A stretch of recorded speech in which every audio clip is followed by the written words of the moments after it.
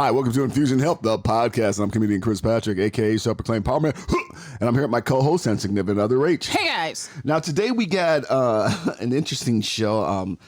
I don't know much about it, but I can't wait to talk. That's one of the things about doing the show is I learned so much doing this that her name is Dr. Laura Renner, and she's calling from Denver, Colorado, the Mile High State. We love Denver, don't we, Rach? Yes, but she's not a doctor, sweetheart. Oh, I'm sorry. Our last one was a doctor. Our last one was a doctor.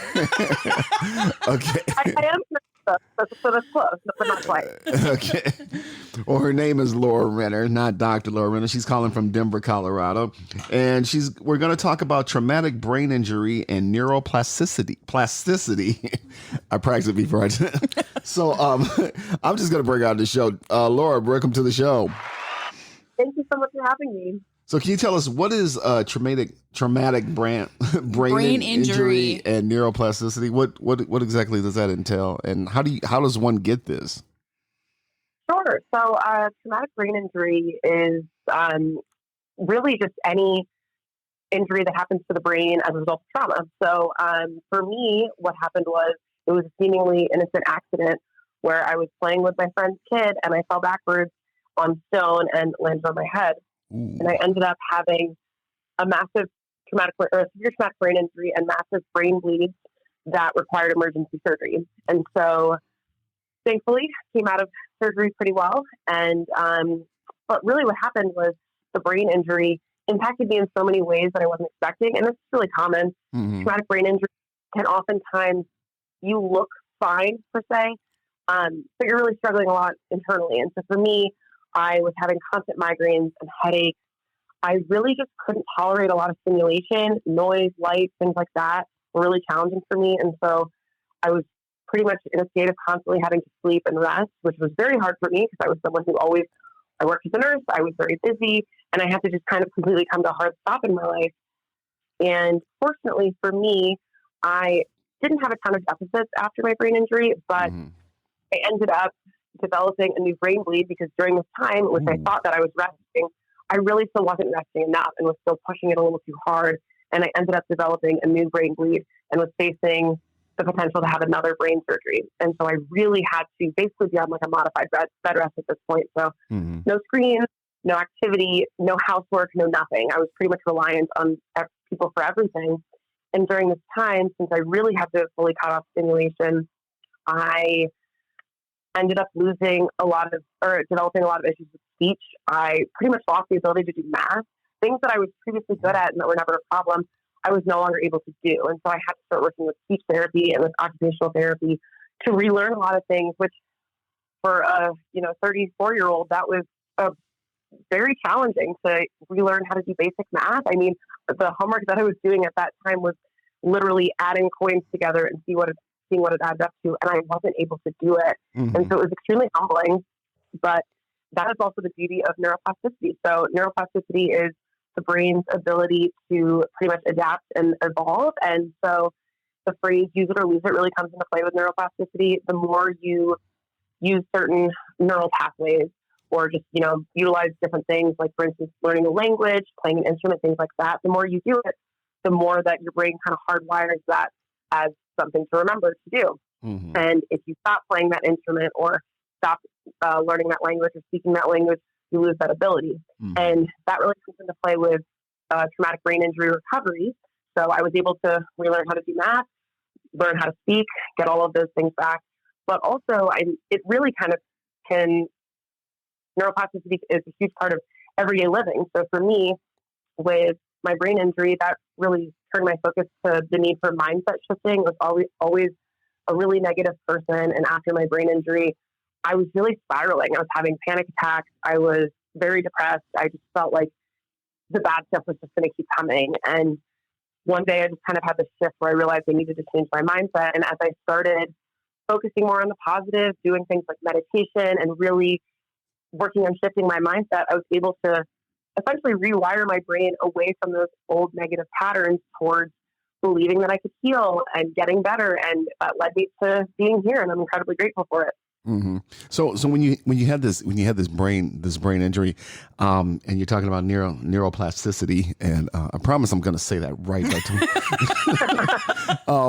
What is how is that different from like what because as we know it's called CTE, what football players experience, get using their head and getting hit in the head a lot, through the years of playing professional football.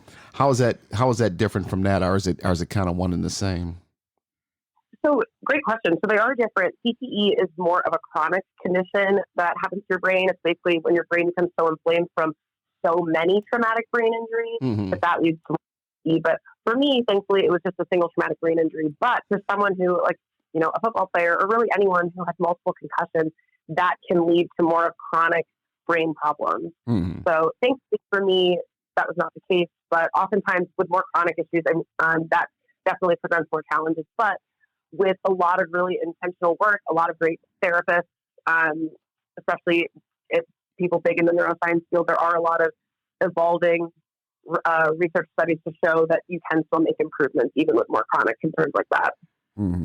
So did you end up having two brain surgeries, or? No. So thankfully I ended up just having the one. It was about a month after my initial brain surgery. I kept having follow-up CT scans, which is basically just a scan of the brain for my instance, it was to check the status of the resolving bleeds. And they kept getting better. And then about a month out, I developed a new bleed. And so, and it's called a subdural hemorrhage. And so that's more of like the slow chronic brain bleeds that you see in older people. And they can be really life-threatening because they're really slow and can be subtle, and then all of a sudden you can just have either severe deficits or die. And so it was pretty terrifying. And so during that time, when I really had to go into complete bed rest mode, essentially, and that's when I really dug deep, thankfully, into the mindset shifting. I was doing a lot of meditation, a lot of visualizing myself healing and getting better, and really focusing on my health and well-being. And about a month after that, I was able to have another CT scan, and that showed that this had resolved. So I didn't have to have another one, thank goodness.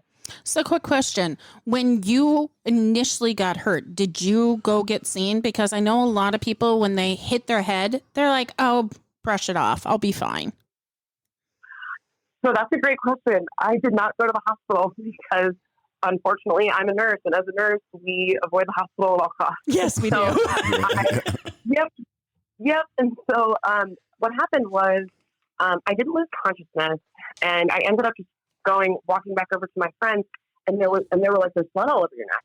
So I was like, "Oh yeah, I fell," but I kind of did my own neurological assessment, and I know that heads are very vascular, heads bleed, so I wasn't concerned given the fact that I was fine. I was talking, I knew where I was oriented to what happened, and so I thought we're fine. I went to bed that night, and then the next day I woke up with severe bruising underneath both of my eyes. And where I hit was the back of my head behind my right ear. Sure. So I knew that brain had hit the front of my skull so hard that it caused bruising around my eye. And also that usually is indicative of a skull fracture.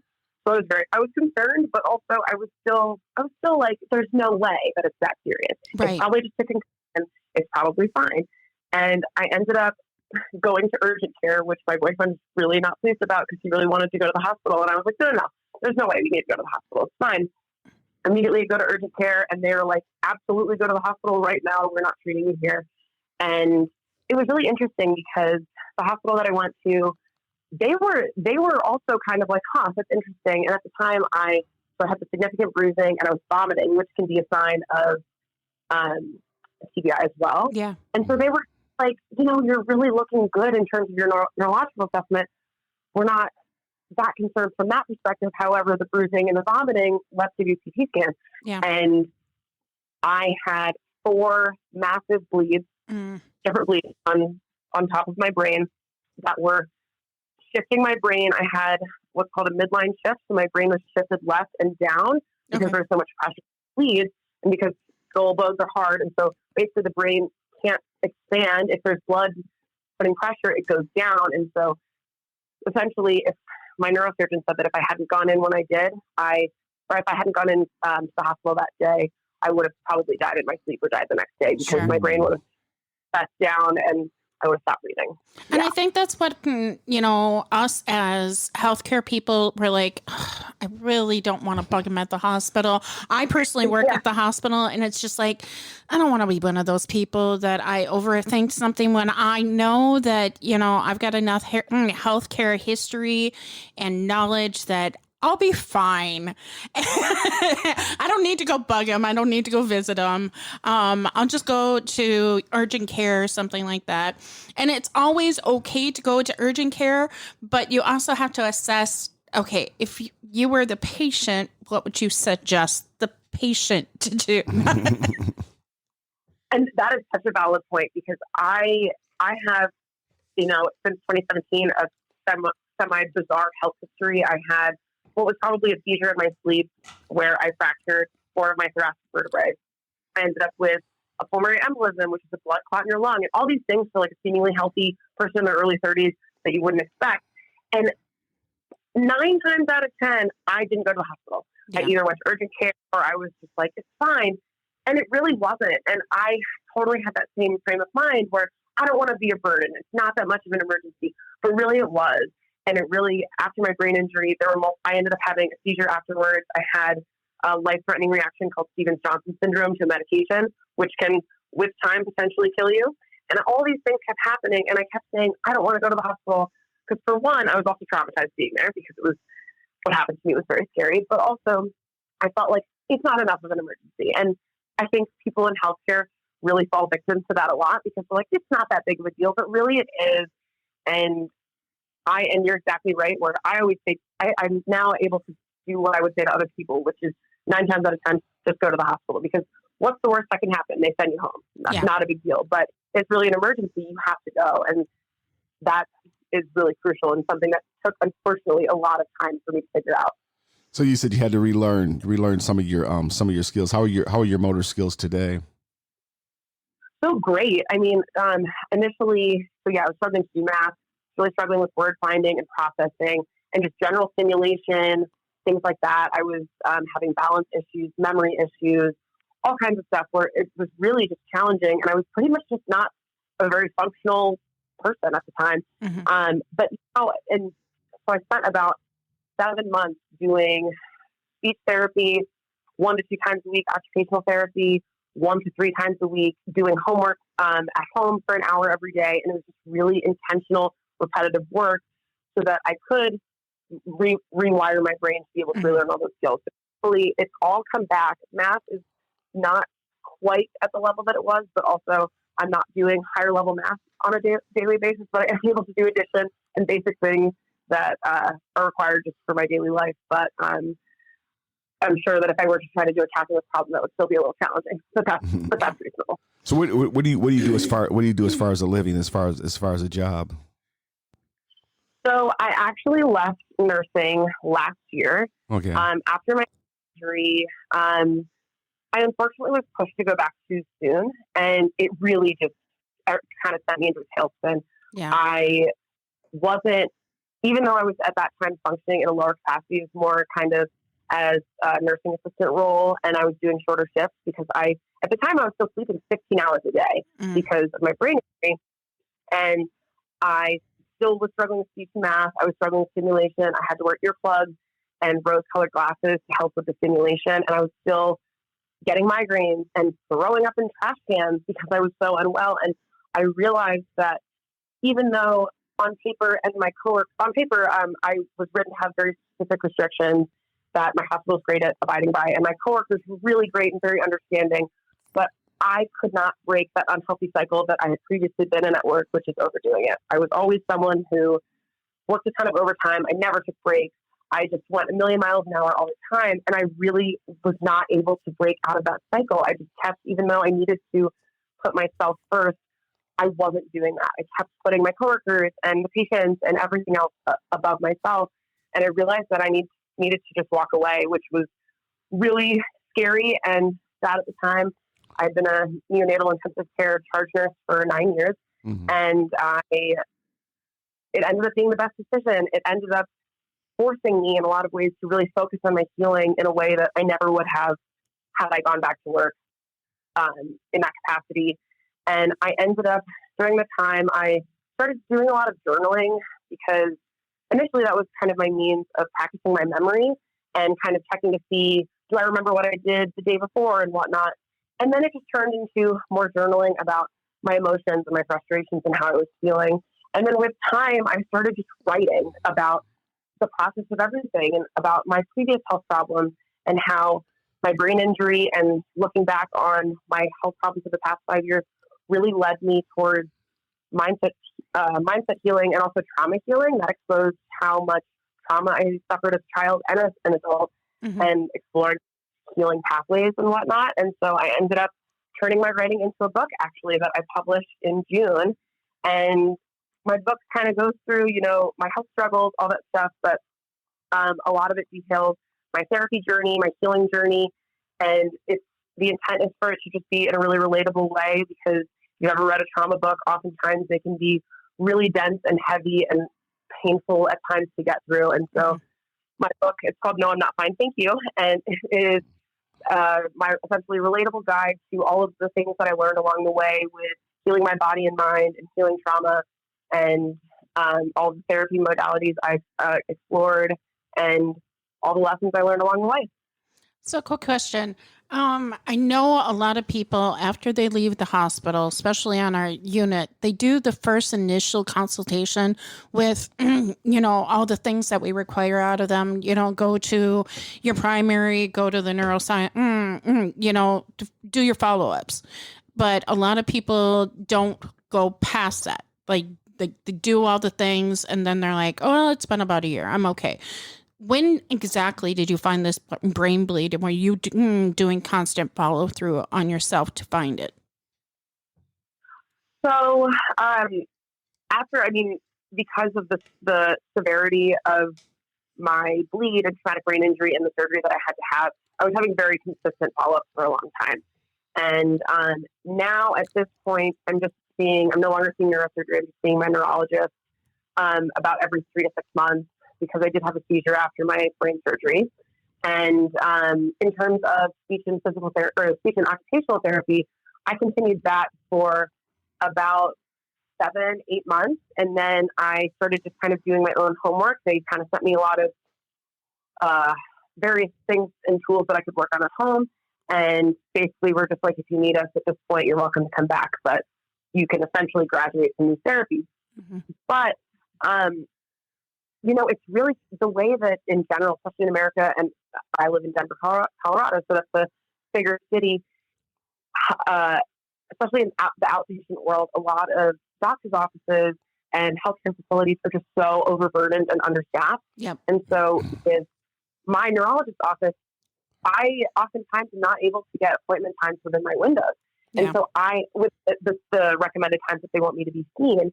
And so I have to fight for these appointments. And, that can be really challenging. And so Yes. there's so many hurdles in the way oftentimes with getting care. And it's really frustrating because you think, it can be really easy to feel like a number. Yes. It can be really easy to just think, it's not that important. They don't see it as that important. So it probably isn't that big of a deal, but it is. And the thing that I really learned through all of this is the importance of advocating for yourself as a patient, because no one is going to fight for you like you will. And you assume that, oh, well, they have my best interest in mind, and they do, but they also oftentimes are really just overburdened with too many patients, not enough staff, and it's really easy to get lost in the shuffle. And so it's really important to fight back and really fight for those appointment times, fight for those follow-ups. And I understand it can be really disheartening at times and easy to just say, it's fine, I don't need to do it. But it is your health. It really is important to keep fighting for it. I couldn't stress that any stronger. A lot of times these neuroscientists or even your primary could be having patient amnesia for these places being understaffed. And so it's important to know that even though they have your best interest at heart, they can't fight for you with having this patient amnesia. And what patient amnesia is for our listeners is they have so many patients and they chart on each patient, but then before they go see you again, they have to read your chart because they've had so many patients that they don't remember your case exactly. Yeah, and I've seen that happen all the time just for myself over the years, where I come into an appointment and they have no idea why I'm here. And that can feel really personal and can be really hurtful, but it's exactly that. It's people are often just so overloaded with so many patients and so little time that they don't really have the opportunity to review your case before being seen. And so that can be really challenging as well. And so it is really key to fight for yourself. I'm a big proponent of always bringing a support person, because I can say the amount of times that I would go to appointments with, questions, concerns, things that I wanted to have addressed.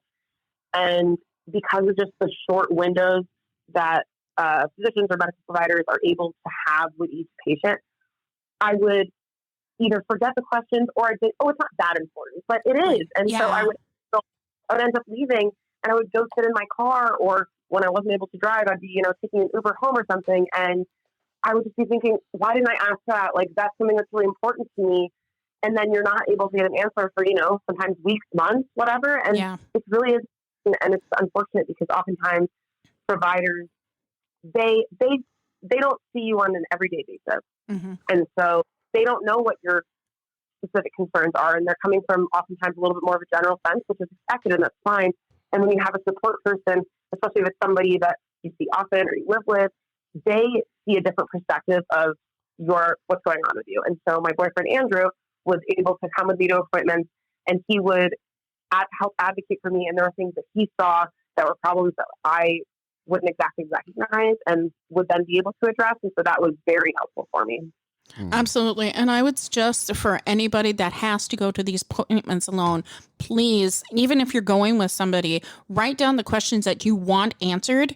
Even if it's very minimum, write down every single question that you have. And it might feel overburdening to you to ask the doctor, but then you'll have the answers. And if you're by yourself and you know that you won't remember because of all the overloading of information that they give you, you can ask for a printout. Hey, I don't know what this exactly is. I'm going to have to tell my loved ones. Go ahead and print that out, please.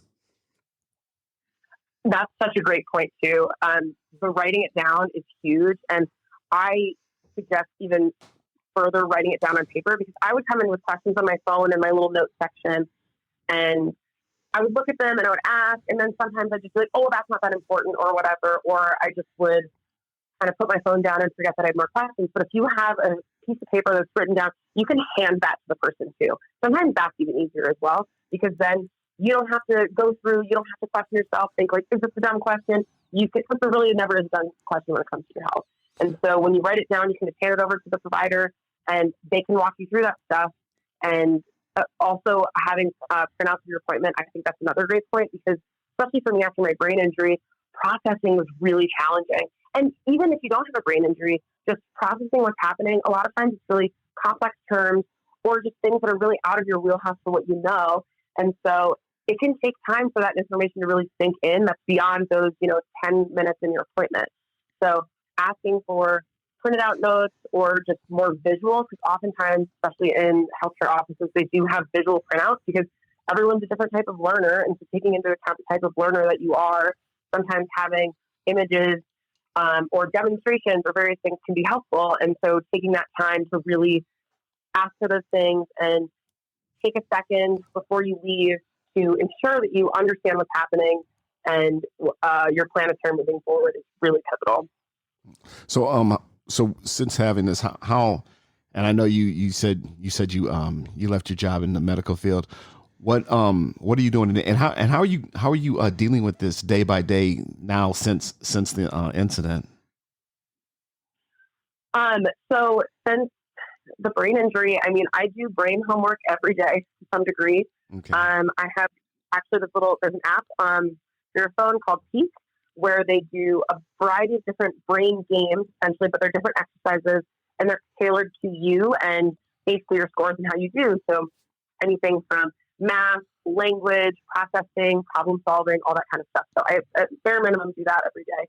Mm-hmm. I really tried to incorporate newer things and learn. I love learning. I always love learning, but whether it's reading or just doing my own personal research, kind of learn more about various things. I love learning about stress physiology and nervous system regulation. Those are really two important things that helped with my healing. For me, I love getting science behind everything. That's a really helpful way for me to learn. It's not for everyone, but I'm definitely one of those people. And learning about how my body reacts to stress and ways to mitigate that and ways to calm myself down from more of a physiological perspective was really helpful for me. And so at this point, I still do nervous system regulation tools every day, such as meditation, visualizing, things like that. I really try to stay present and do a lot of mindset shifting on a regular basis, kind of going back to that neuroplasticity thing where the more you do it, the more it becomes ingrained in you and becomes more of a natural response. So for me, focusing on more positive things, affirmations, meditations, and doing the activities to calm my nervous system down makes it more of a long-term gain as opposed to just in those moments. Mm-hmm. So the stuff you do, you got to do like, what did you say that app was again? Oh, the app is called Peak. And so so that they have a bunch of different brain games. It's not free. I believe they do a free trial, but it's a great way to just practice little things to just help with, memory and language. And just for me, especially doing the math repetitively has been very helpful. Mm-hmm. And just, it can be done in under 5 minutes. It's really quick, and it's just a great way to help just kind of boost your brain performance. Mm-hmm. Well, I noticed like when maybe, I don't know if they do that now, but like when I was in school, elementary school, we went over these, doing math, we went over them time and time again, as far as like the multiplication tables, we went over and over and over and over. I mean, so much to where, you tell me 7 times 9, I go 6 times 7, I go 42, but what's that? Oh, sorry. I just said, yes, that's agreed. Yeah.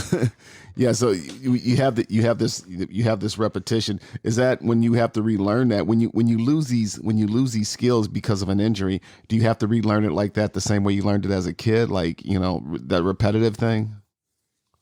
Yes, no, that's exactly right. And I was the same way. I was someone who I had just ingrained it into my memory with multiplication, division, even higher level math. I worked as a server for many years. Mm-hmm. And so being able to tips and whatnot, I was able to just do in a split second, and I lost that ability. And so having to do daily math homework for about 5 months and starting at more levels and working my way up, because for me, I'm still at a point where I know 6 times 7 is 42. I'm able to remember that one. However, there are still a lot of things that I used to be able to it was so drilled into my brain that I could just remember, basically utilize it as memory as opposed to actually having to problem solve. And now I'm still kind of more in the problem solving phase when it comes to that. But that is essentially neuroplasticity in its true form. It's the more you do something, you drill it into your brain, you create it as more of a larger utilized neural pathway so that you remember it, and it can be more as a memory as opposed to an act of having to work through it.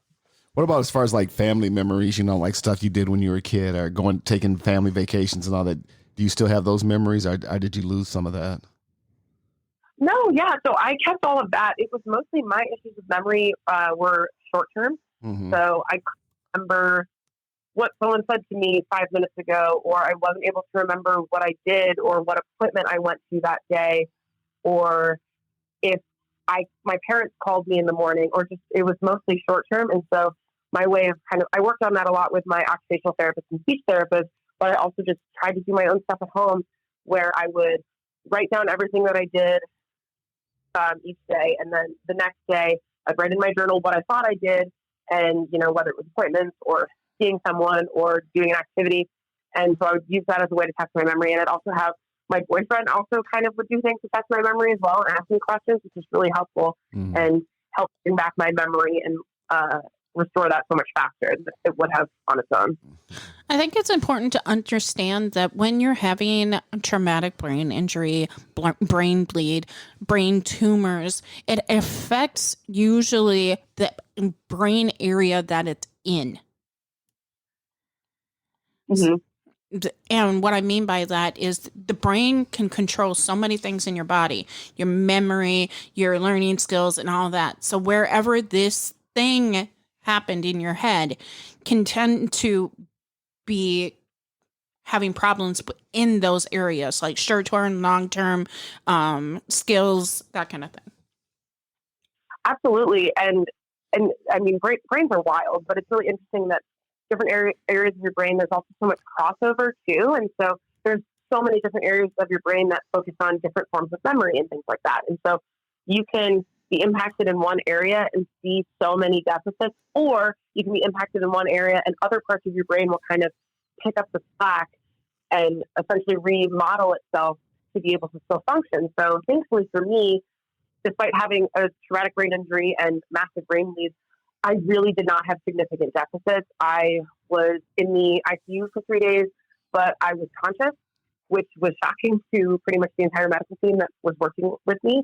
And everyone was just kind of like, I can't believe that you're doing this well. And interestingly, I was a neonatal intensive care unit nurse, so adult neurology especially was not my strong suit. So I had no idea. I knew that my injury and my bleeds were severe, but I did not know that typically I say with quotations because typically means nothing in healthcare essentially, but typically people with the significant bleeds that I had would have been intubated for a lot longer, unconscious, and seen much more significant deficits. And thankfully for me, for who knows what reason, that was not my case. And I was able to be less severely impacted. And which was still impacted. I want to make that very clear. I was still struggling. I still had a lot of issues and concerns that I had to work through. But thankfully, somehow, the way that my brain was operating, it was not as severe as it could have been. Okay. Well, this has been enlightening, educating. Enlightening. So if somebody wants to get a hold of you, or if somebody has interest in this, what's a good place for them to get a hold of you? You got a website or? I do, yes. So my website is laurarenner.me. Okay. And on my website, there gets a little more information about me. There's a link to my book. And then I also have a free beginner's resource guide to trauma healing. And that just kind of goes through a lot of specifics of various modalities that I use, different types of therapies, and a lot of also just free resources as well for things to get started that you can do at home and whatnot. And then also I'm on Instagram. My Instagram handle is Laura_Renn, RENN. And I'd love to answer questions about brain injuries, neuroplasticity, and connect pretty much about any of these topics. Okay. If you have anything like that, people out there, to the listeners out there, you're wondering, definitely seek her out. And Rachel, I'm sure Rachel will have this in the show notes. She already sent me everything. Everything will be in the show notes. Okay. And thanks a lot for doing the show. I mean, I'm very sorry what you've had to go through, but you're helping people and all that, which is always a good thing. And I'll let Rach close us out. All right, you guys. You never know what life's going to do. And sometimes you don't know who is going to have to help. And thank God for Laura. She is on the other side of this and ready to help you guys. If you're having questions, even in your everyday life, she's ready to help you even out with that. And you guys just take care of each other. Be your best advocate. Have a great one. Take it easy.